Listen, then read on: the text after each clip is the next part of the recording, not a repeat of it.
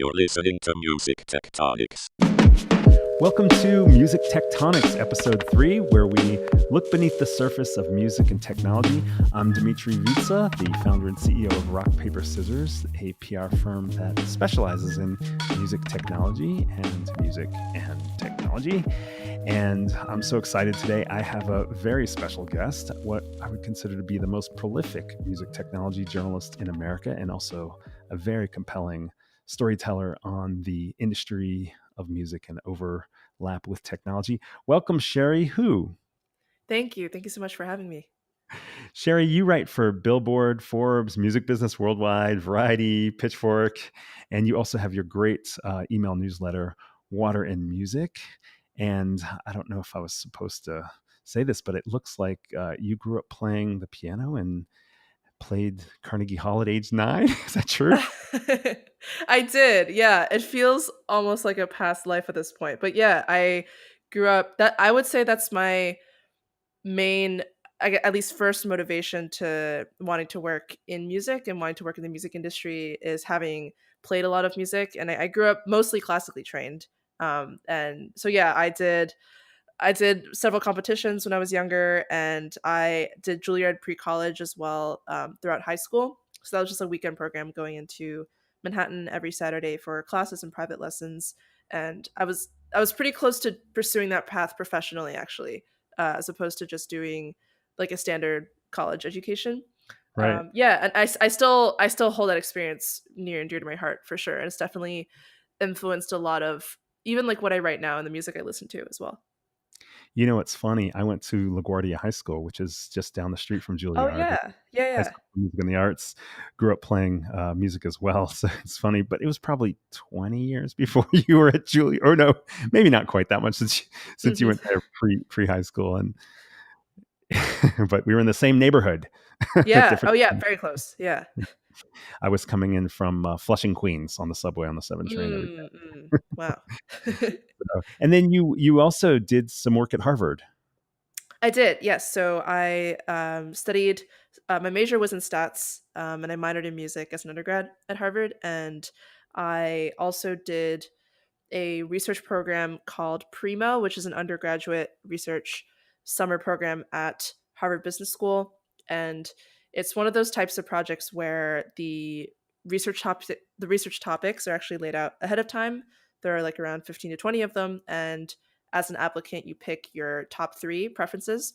And the year that I decided to apply, which was after my sophomore year, I saw there was a project related to music and about studying the financial history of the music industry, how it was impacted by streaming, by piracy as well, and then also looking at the individual artist level and trying to figure out how, as an artist, you sustain a career in today's music industry. And I thought it was great that an institution like Harvard Business School was interested in that, and so I signed up for that. I spent a summer with their digital initiative, which is a research group that focuses on everything internet digital related, but a lot of professors and researchers there were really interested in music as well. And I would say that was my first real deep dive into the music tech ecosystem, the startup ecosystem. So that was summer of 2015. And then it was after that that I started I started my own super scrappy WordPress blog after that, just trying to jot down all these ideas about where I thought the industry was going. And yeah, and that's sort of how I fell into writing, was just doing a lot of research, really focused research for 3 months, and wanting to share those ideas with the world. That's awesome. And you've quickly risen to be on kind of the tip of the tongue of everybody in kind of the music and technology spaces that follow this stuff. So you're killing it, Cherie. Thank you. Thank you so much. Awesome. And I don't know if you sleep because I think you write more than I can read in a week. So it's pretty I impressive. do. I try to sleep as much as I can, for sure. Yeah. And so when I invited you onto the podcast, I was thinking, since our last episode was a little bit about kind of what were some of the big news stories of the year, I was thinking, looking forward to 2019 and kind of what to look out for. And then even after I invited you, I saw I really dig the Think Tank blog. They did a future predictions, 6 top analysts / journalists on the music industry trends to watch in 2019. So I guess other people are asking you this as well, but hopefully on the podcast, we have a chance to stretch out a little bit.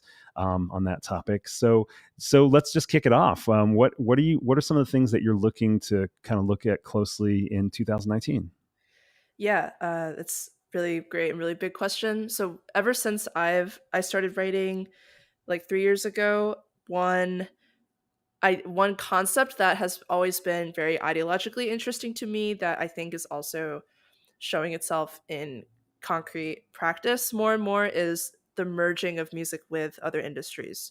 So, like a lot of my earlier pieces were centered around a question like what can the music industry learn from the film industry when it comes to marketing or branding? What can the music industry learn from gaming when it comes to monetizing effectively in the digital age instead of losing so much of your money to piracy, which gaming I don't think had that same magnitude of issues at all as music did.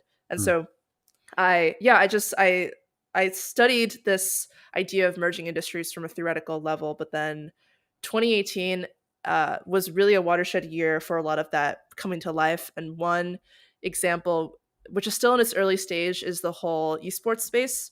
Like mhm, there have been a ton of deals done this year between esports companies and music companies. Probably the most high profile recent example is this Twitch live streamer who goes by the name Ninja, mhm, and Ninja has probably one of, if not the most popular channel on Twitter, and he's streamed with Drake, with Travis Scott, and he's basically buddies with a lot of really, really high profile rappers in the music industry as well. And he just released his own compilation album with Astralworks, which I believe is under Capital Music Group, but it's like an official compilation album that you can stream on Spotify.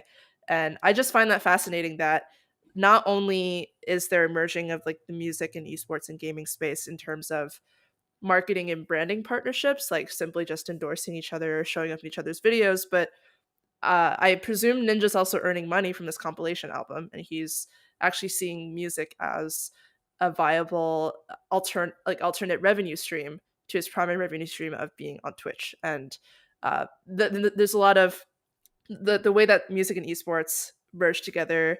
It takes a lot of different forms. So there are also a ton of music and esports festivals, like festivals that are specifically dedicated to bringing the two spaces together that have taken place and or been announced this year or that are going to take place in 2019. I think mm, Insomniac is hosting a music and esports festival next year. And so that the format of those is just having your standard, festival bill of artists, but then also having an entire esports village or mini esports arena where both audience members and even maybe the performers can compete with each other in these tournaments. And it's so interesting that I think, yeah, this year, much more than last year, was the year that these two industries really wanted to come together. Oh, Universal Music started its own esports label as well. I think the focus is more in Europe because they're partnering with an esports league from Germany, but they are also like really they're creating a wholly separate department within their company dedicated to this intersection. So that's yeah. just yeah. Yeah, that's super interesting. One of the things we talk about at Music Tectonics on our blog and even on the podcast already is about how music's competing with everything now, Mm. and how what that means for marketing music and so forth. So I actually like this kind of trend in a sense, not necessarily because of my personal aesthetic or music listening, but just the idea that um, whereas there was a moment where music was competing with Farmville or uh, Words with Friends, or with this explosion of apps on smartphones, and people's attention was driven away from music, or more towards the Netflix and Hulu binging and Amazon Prime binging and all that kind of stuff. Now you have a chance where it circles back around, where the things that were competing, video games were competing with music, are now merging with new opportunities to build audience for music. And so it's cool to see the maturity of the music space, as it relates to these other digital forms, so that there can actually be not a sense of competition and getting drowned in other types of content that takes people away from music, but a way that brings music back into the ways in which people are engaged digitally outside of music. So another example of this is the increasing collaboration between the music and film and video spaces. And to me, there are two completely opposite, but I think complementary trends going on. And one is that some video content is getting shorter and shorter. And just as an example, Vine's co founder is currently working on a new Vine clone, essentially, like a new version of Vine called Right. Byte, Mhm. BYTE. And I think he's making the max length of the videos on that app 6 seconds long. So he's already like forcing a shorter time span onto all the content on that platform versus a standard 10, 15, 30 seconds. And given the influence of these short form apps on the music industry, like how artists like Shawn Mendes were signed because they were discovered on Vine, I feel like that trend towards short form will continue to have a significant impact on just how artists are discovered and how A&R is done. And then, so then on the opposite end, you're also having music companies investing in longer and longer form content too. And as an example, in 2018, Live Nation has had a really successful film business. I actually had not known this, but it's been in operation for around 2.5 years, I think, and they've produced a lot of great documentaries with artists they've worked with, like Imagine Dragons and Lady Gaga, and they had a really instrumental role in marketing A Star Is Born as well and producing that. And so they're investing in documentaries, and then also two movies this year, both comic films, Black Panther and the latest Spider-Man Into the Spider-Verse film. They both also feature a ton of amazing artists, and the soundtracks were really crafted and sculpted in collaboration with musicians and with labels, I feel, as opposed to it being more one directional, like a sync supervisor saying, oh, we need this track, this kind of track to be the backdrop for this one scene at the beach. Like Right. I got a sense that It's it a more definitely was a collaborative. collaboration, Yeah. yeah, that like happened from much earlier on. And the Black Panther soundtrack is Grammy nominated, I believe now, and so it's getting a lot of recognition. And I think 2019, now that a lot of artists and labels are seeing the value of investing in huge big budget projects like this from very early on, I think we'll see more of that in 2019, which I think is a great thing for both music and film.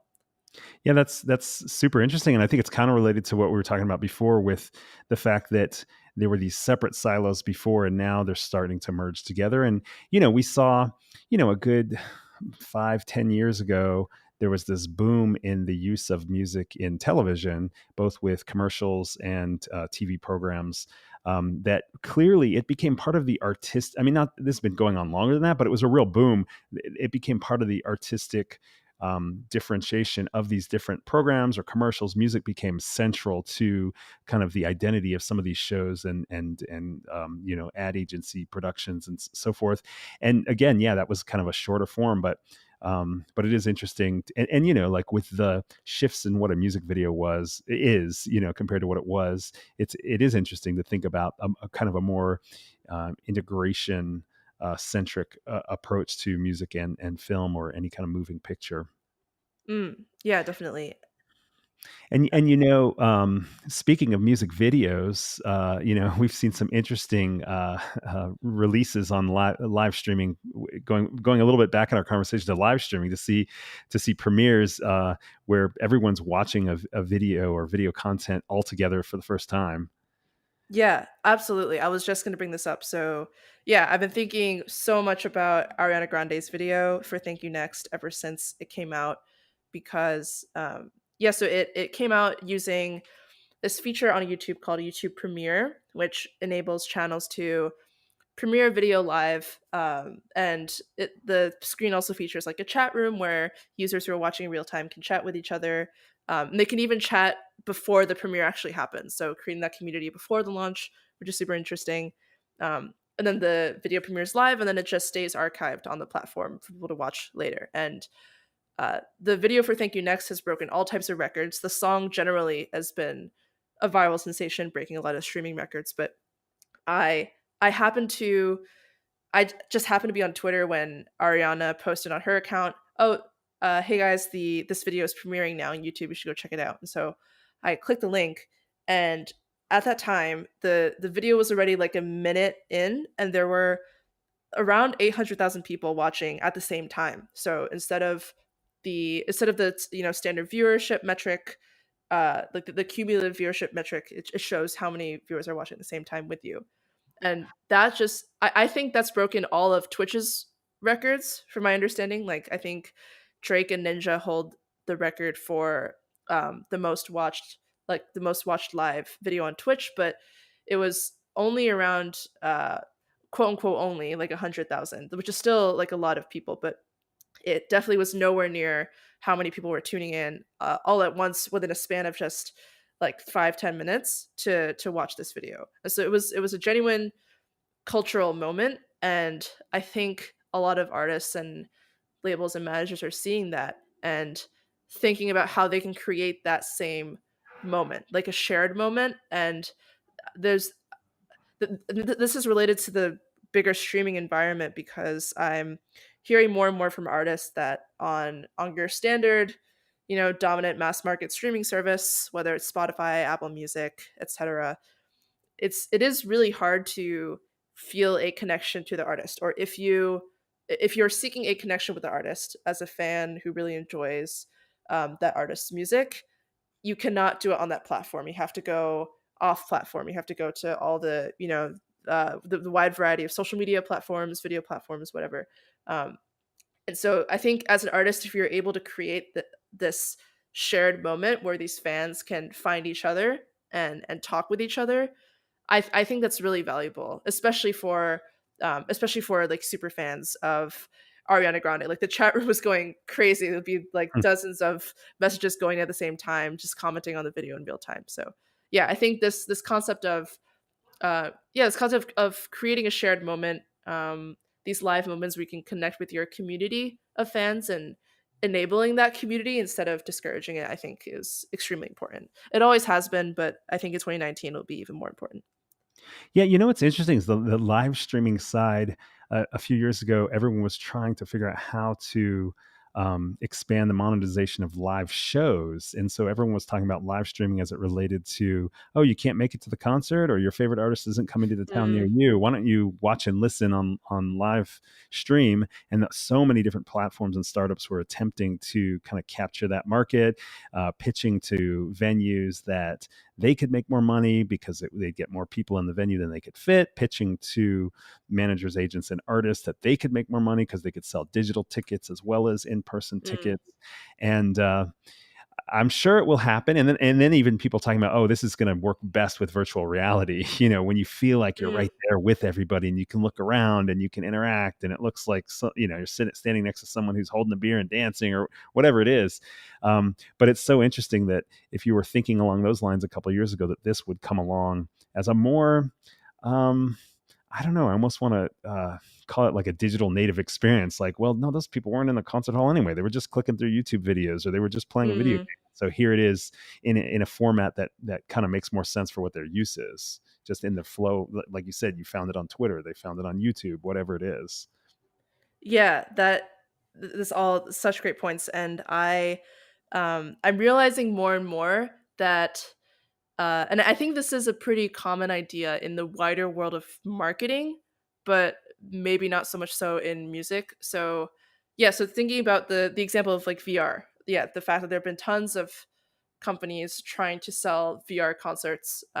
Live Nation, AEG, all the world's biggest promoters have been investing in this content. But I think if you're like when you're buying a ticket, or okay, as a festival promoter, when you're selling a ticket to a festival, you are not you're not selling it like necessarily access to um these artists festival sets. Like obviously that's part of it, Hmm. but it's not the entire thing, right? Like you're selling the atmosphere for sure. You're selling the feeling of being able to freely move among all these stages. You're selling the merging of music, art, and food, which increasing number of festivals are doing. You're Hmm. selling a social experience. You're selling the ability to hang out with your friends. You're Right. selling access to a very Instagrammable experience. So, That's maybe like a more so you're something more saying bleak, but very true. So you're Yeah. saying the digital experience of just the concert without any kind of interaction, without anything else, is really not enough of a value proposition to a fan. I don't think so. No. And I think but yeah, like thinking about just live streaming generally, I so one just one general market, one continent that I'm always studying more and more is what's going on across Asia in terms of like how people consume music and how people consume entertainment. And what stands out to me there, and in a way that is sort of permeating the U.S. Um, consumer base generally too, is that people, like everyday people, for example, in Korea, there's this whole scene of everyday people making a living off of live streaming themselves just eating food. Like that is just ridiculous to me. And some of it maybe is a little bit unhealthy. Like they're eating copious amounts of ramen, of just like cooked traditional Korean food. This is like a whole scene, but why they like so people are paying them so much money because you have that sense of like intimacy and of access and direct communication with whoever is live streaming. And I think that is the value obviously of something like Twitch, the fact that you can chat and the person who's live streaming can directly see what everyone's typing in the forum and can respond directly to them. Whereas if you're watching like a Coachella live stream, maybe the value proposition is different, but I think it definitely isn't as maybe not as emotionally impactful Hmm. as like watching like a live streaming session with your favorite artist. I don't know. Right. Yeah. Yeah. Yeah. Or yeah. I mean, part of it too is just seeing the new forms that emerge, with different platforms. So yeah, people eating food or people squishing bread into their face, Right. Right. whatever it is. It's like, Yeah. wow, I didn't know that was an art or a or a thing. It's happening in music too. But going back to the VR and maybe even AR, I'm curious to see what you think about. I mean, there was a slowdown in interest in a way, or maybe it switched Mhm. from excitement to criticism for some of this stuff. And across the board, but in music, I'm curious to see or hear a little bit about what you think we could look out for in 2019 as it relates to either VR and AR merging, since we're talking about these, how music overlaps with other forms. What are your thoughts on where we might see that go in the next year?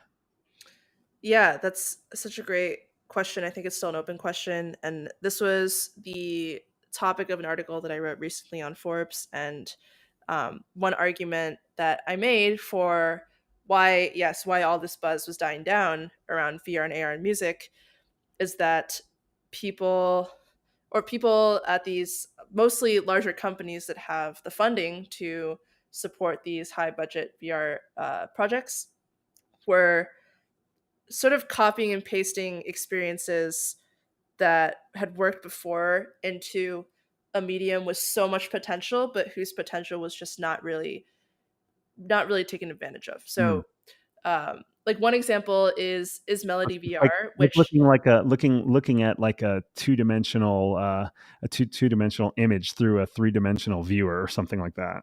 yes, yes, absolutely, or like a ton of VR applications, just generally not in music, have just been 360-degree videos uh, that you could otherwise just watch on your phone Right. in that like weren't interactive at all. That like one defining characteristic of VR for me, which is actually possible in most other digital media, but is the ability for the user to interact, the ability for the user to create their own 3D objects almost, and to like interact with them in this 3D environment. Um, and yeah, I haven't really seen that in a lot of VR music apps to date. Right. There's one exception. This one company that I really like called the Wave VR. Have you heard of the Yeah. Wave Yeah. or tried it? Okay, yeah. I haven't tried So it. okay, yeah. So that's a really great experience, and what is really interesting to me about what they're building. So the CEO Adam Arrigo, I interviewed him for an article several months ago, and he insisted that what the Wave VR is trying to build is not at all like what you'll see in real life. It's like Mhm. very intentionally not real. It's like everything is animated. The visual possibilities, the fact that you can. So they were the official app for Ready Player One, Steven Spielberg's Mhm. adaptation of the book that came out earlier this year as well. And so they recreated the zero gravity nightclub called the Distracted Globe that was in the film. So you could like fly around in this like spherical nightclub in VR, and the surprising number, uh, a surprisingly low number of VR apps that take advantage of the VR environment in that way. And Right. like most of them, you just still like walk around instead of like, oh no, you're actually able to fly and sort of be able to see anything from any perspective. I Yeah. think, yeah, we're seeing only really like early experiments with that, and I think there's a lot more potential to be explored. And it's tricky to know where that's going to go because people aren't used to buying a VR experience. That it's not a game, Yes. not a song, it's not a concert. It's this other sort of like simulation into a sci-fi experience in a way. And so people, there's no platform for it. There's no YouTube for it really. And there's also the barrier of having some hardware to go with it, which is something that I've thought about a lot, especially Yes. when Pokemon Go took off, thinking about how Mm, accessible augmented reality is because you don't need anything other than the phone you already have. Um, mm. haven't seen a ton take off there on the music side yet either, but I could see that just because the access is so easy to just use your phone. Of course, it's not going to be as much of a 360 experience without a headset. Um, but I don't know. Have you seen any AR implementations in music that make you think there's a potential for traction? So I do know there is just growing investment generally in AR lenses or AR apps for music for sure. Like more and more people on the marketing side like want to make AR applications that go with an album release. The only so interestingly, the one company that's really been pushing this on the music side is Snap, which a lot of people claim is still on the decline, like financially and just in terms of like user engagement. But Snap did their first ever music industry like speaking event ever. They had a keynote at Meetup this year in June. It was Neil Jacobson, who's the president of Geffen Records, and Ben Schwerin, who's a VP of partnerships at Snap. And and they were talking about a new partnership with a new rapper named Youngblood, I believe. Mm. And it was making a new lens centered around one sort of lyrical excerpt from one of his new songs that any fan can download and can download and incorporate into their videos.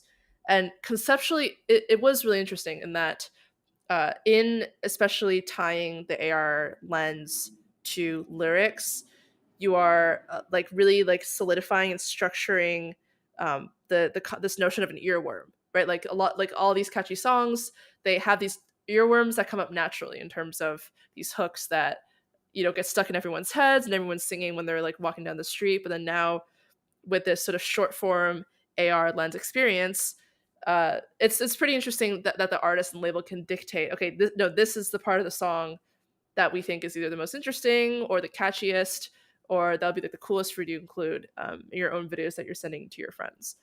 And I think Neil Jacobson claimed that in the future, like the impact of these types of lens could be akin to like landing like a TV commercial, or even like it would be like a future like Super Bowl ad placement. He was like really ambitious with the power of AR lens in this social context, Hmm.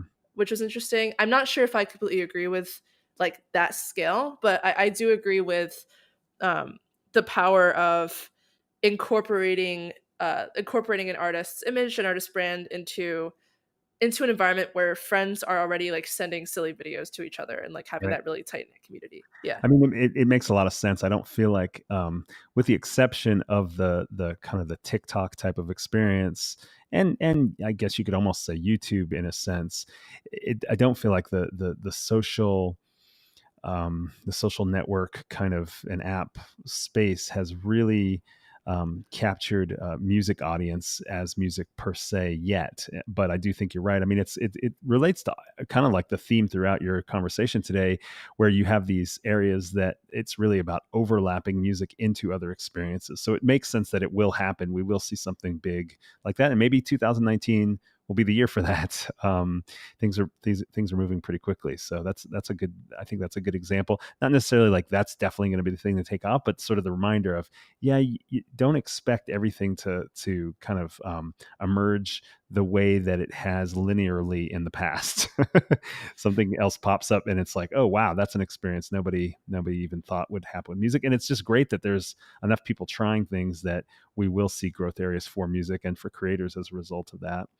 um in the think tank piece, you brought up a couple other areas to look out for in 2019. If you don't mind, I'd like to ask you about, just to comment a little bit on them. One of them you talked about was artificial intelligence, I think specifically on the creation side of music. And interestingly, Glenn Peoples also commented on artificial intelligence. I think you guys took different perspectives on it in that piece. But what were you thinking about in terms of how that's going to, role kind of unfold in the coming year? Yeah, I regardless of what people think about the quality of the music that's coming out of that space, it's definitely early stages in terms of like I don't think an artificial intelligence right now can compose a convincing 3-minute pop song and put it on the radio and like have it sound good enough to stay on the radio. Like I don't think it's definitely at that point yet, but there's been a lot of progress made, and there are both it's just fascinating to me that there are both like smaller startups with like much smaller teams raising VC funding to work on this problem of whether an AI can write a pop song, and you have big tech companies like probably the most prolific research group in the space is at Google. It's under Google's Magenta group, which is working with artificial intelligence and creativity more broadly. Like they've done a lot of really groundbreaking research around AI and drawing, like whether an AI can autonomously draw or paint a convincing picture that's indistinguishable from humans. And they have a really big music, team within that general research group, Magenta, as well. And so there's just more and more capital going into this space. I'm surprised that labels aren't embracing it more. So like my fear is that what will happen is similar to what happened with Napster and how labels initially just like pushed the technology away entirely. They either like didn't really like believe in it, didn't want to deal with it, or they were suing people like crazy to try to bring the company down instead of really embracing it and trying to figure out how they can collaborate with that whole phenomenon of just downloading and sharing music for free, how they can make it benefit them. And I worst case scenarios, a similar thing will happen in the AI generated music space, where some sort of tech company or just independent software developer will develop this program that can two important things: a program that one not only can compose music autonomously on its own, compose a convincing chord progression or convincing melody, but then also I think the end game for a lot of these companies is to democratize that technology, and make it useful as a tool to anyone who wants to write a song, the same way that the rise of DAWs like GarageBand, Logic, Ableton democratized music production to so many more people. And so I think it's going to have that similar democratization effect. And worst case scenario is the company that develops that technology and rises the most quickly is not owned by any of the traditional music companies, Right. is like not a record label or publisher. And then the labels and publishers sort of like push back against that, and they're like, no, we see you as a threat. We should try to like shut you down. I think a smart thing to do would be to bring more of that technology in house. Actually, like if thinking with like a labels hat on, I think it would be a lot smarter to bring that technology in house to try to incorporate it into music, into production of the albums that they're releasing. And I understand in part why that isn't happening, because there are a ton of legal issues that come around that, and like philosophical issues. Like the highest level is, what does it mean to be creative if you can press a button and a new song is automatically generated? Does that make you creative? Like why or why not? So that's one. And then two, who owns the copyright on an Yeah. automatically generated song? that is still a really open debate, and different countries I know have different interpretations of that. So there are a lot of unanswered questions, but they're gaining more awareness. There's more debate around it, whether at at music industry conferences or in articles generally, which I'm very excited about. But I think it's definitely better to think about this sooner rather than later, and from the rights holder side, maybe to invest in that type of technology earlier on. Well, and this has more of a technological flavor to it, but how different is this conversation about what is art, what is music, who's allowed to be called creative, or is your art with a capital A or not? That happens every generation or every couple of Mm, generations with new styles of music, new adopting new ways of making music. I mean, you could say the same thing as we're still on the era in which DJs are not considered musicians, but it really depends what the DJ is doing, of course. mm, And uh, and if you look at like the adoption of a turntable or even a tape reel as a musical instrument, um, where people are slicing apart what they thought was just kind of an artifact for creating music is actually mm, making the music, not just recording or documenting the music or playing back the music. So I mean, the kind of technological shifts in terms of how music's getting created have already been debated in previous generations, and there's still people today who will make disparaging comments about one style of music or another. mm, And so in a way it's kind of funny because artificial intelligence being integrated into music creation applications is not that different, really. In a way, it's like, well, yeah, maybe it's a little more virtual than something physical like a turntable being used to create music, but and I do think it does, like you said, it goes finer to the point of, well, what is creativity, what is art, and who owns it. And it'll be interesting to see how the agreements between the companies who create the software that allow you to use artificial intelligence to make music, and the people who are actually the software users, who owns which portions of it, from an intellectual property and royalties and copywriting standpoint. Those will be interesting debates. There may be different applications that differentiate themselves based solely on that measure. mm, mm. So yeah, no, I think it's interesting, and I think you're right. I mean, it may be. I mean, from a creator standpoint, if there's a musician who's spent decades mastering their art, and building up an audience and so forth, could feel very threatened by the idea that somebody else can just pick the right software and all of a sudden they're making original music.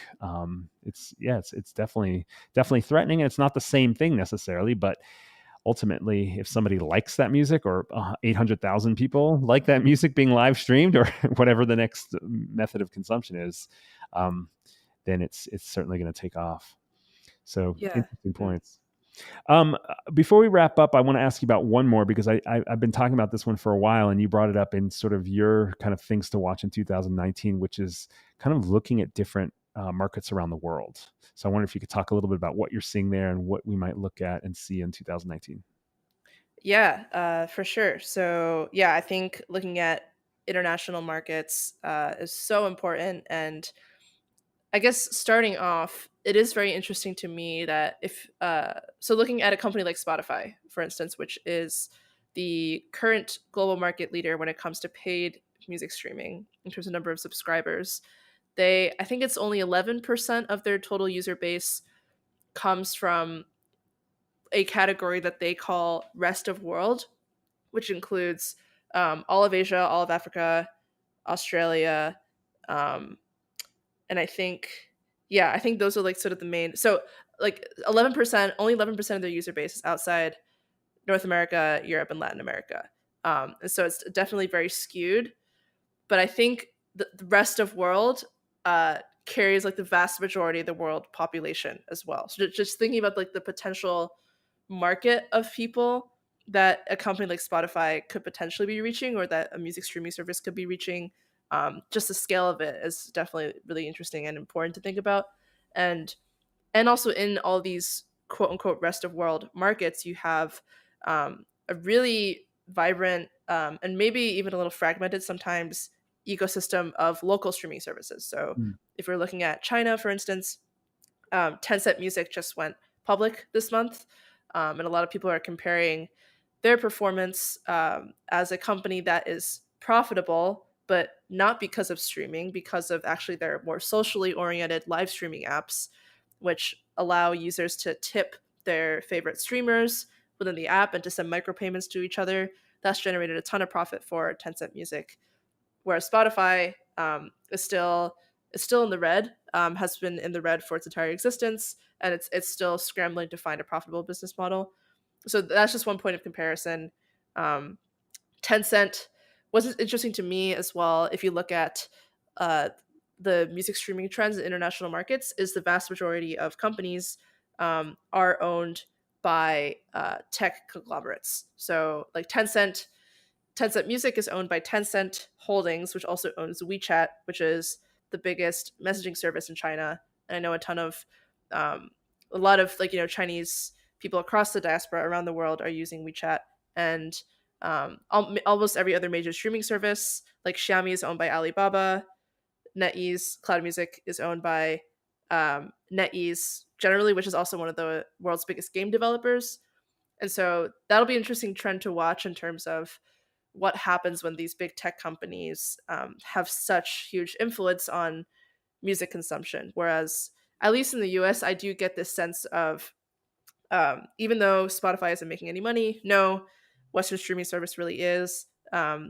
Its one key asset is being a pure play music company and not having any other economic incentives like, oh, we got to sell these smartphones or we got to sell these smart speakers, or like a pure play music company. But that's the exception and definitely not the rule in a lot of these markets. And just to call out one other market, I just recently published a piece about the music industry in the Middle East, just Mm. because there's been a ton of new expansion into that market. So Spotify and Deezer both launched within a month of each other in the Middle East and North Africa. And Warner Music Group has also opened a new office in the Middle East, covering 17 countries there, I believe. And and so also that's interesting because now there's all this local activity, but also there's a local service called Angami that for sure captures a lion's share of music streaming. And there's also YouTube, which if we're thinking about the Middle East, if we're also thinking about, um, sorry, my are you still recording? Yes. Okay, sorry, my screen just like went black for some Oh, reason. Okay, I'm gonna. There might be a little bit of editing to do. that's Okay, okay. okay. And so what's interesting about all these Western services coming in is that there's also a lot of local competition. So there's one service in the Middle East that's local, based in Lebanon, called Angami, that has over 70 million registered users, I believe, but it captures for sure the lion's share of local music streaming. And also, like many other surrounding markets, the vast majority of people are not paying to stream. They're either using legal ad supported channels or they're pirating music. Piracy is for sure still a relatively significant problem in the Middle East as well as in China and a lot of markets around there. So, yeah, there's a ton of activity and a ton of investment. And I think there is consensus that there will be a really long path to go away from this so piracy heavy market to Mm. one where you have the majority of users paying for music in some way, like even if it's not a significant amount, just paying in some way. I think there's agreement that is sort of the destination, and there's a really really long way to go given like a fraught history with piracy. So Well, yeah, yeah. and Mark Mulligan at Media Research is talking about a slowdown, still strong market for streaming, but a slowdown in growth for the U.S. market, and looking at U.S. UK slowing down, while countries like Germany, Japan, Brazil, and Mexico growing strongly. And then I think you're talking about markets that may not be growing strongly yet, well, with the exception of China, of course, but that are like starting to get the infrastructure in place and starting to get traction with users understanding a different way of consuming music in a way that creators and rights holders get paid, and Africa too. We're working Mhm. with a company called Boomplay that's capturing a lot of the streaming market Mm. in Africa as well. So that's another market to look at as well. So, well, Cherie, this has been so great. Thank you so much for coming on the show and sharing some insights into sort of what you've been thinking about this year and looking into 2019. Um, And I just went off and said Cherie Who. How do you pronounce your last name? Is it Who or Hugh? It's who? Yeah. It's okay. I got it right. Okay. Yeah. Yeah. And what's the best way for people to kind of tap into what you're doing and follow your thinking and writing? Yeah, so best way would be to follow my email newsletter because that gives you a direct line of contact to me, just to my email address. You can find it through a link on my website, which is cheriehu.com, CherieHU.com. And I'm also on Twitter all the time, maybe too much, but you can follow me on Twitter. My handle is at CherieHu42. So that's CherieHU and the number is 42. Awesome. And read all the music trades and some of the business ones as well, because Cherie's writing in so many of those too. Really great to follow all your thinking and storytelling on those platforms. And if you want to keep up with what I'm up to, take a look at rockpaperscissors.biz, B-I-Z. You can also check out the Music Tectonics blog, musictectonics.com. There's also a email sign up there to keep up with the podcast and events we're a part of. Was excited to run into you, Cherie, at the New York Music Tech meetup a few weeks ago, which Yes. we hosted, MC'd over at Daily Motion, and had Dubset and Stemmet. And shout out to Seth from Audio Drops, who's done a great job at creating that community. I guess you go to that one a lot, huh, Cherie? I do. I should go to more, yes, but I've been to quite a lot this year. Yeah. Yeah, that's great. So, all right. Well, thanks so much for joining us. Come back and listen to Music Tectonics again. And Cherie, thanks again. We'll look forward to seeing you at the next industry event. Yeah, likewise. Thank you so much.